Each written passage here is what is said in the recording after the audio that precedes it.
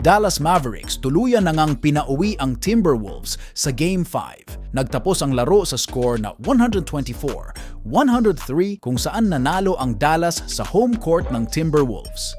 Sa first quarter pa lang, uminit na agad si Luka Doncic na nakascore agad ng 20 points. Dito pa lang, hindi na pinaporma ng Dallas ang Wolves. Ito ang first finals appearance ni Luka Doncic simula nang makapasok siya sa NBA. At sinong mag-aakala na makakarating agad siya sa NBA Finals sa edad na 25 years old. Pero hindi ito lahat mangyayari nang wala ang cooperation ni Kyrie Irving.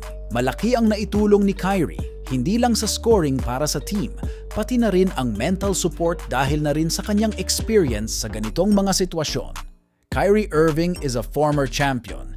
Nag-mature na rin siya, although nagpalipat-lipat ito ng team.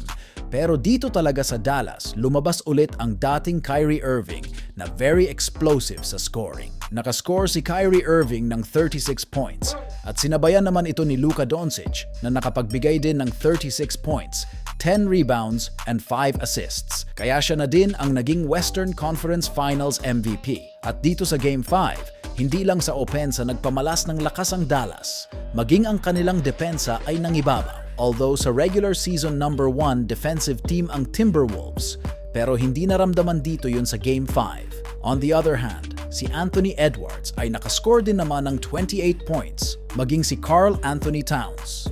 Pero ang ibang miyembro ng team, single-digit points na lang ang kanilang naibigay.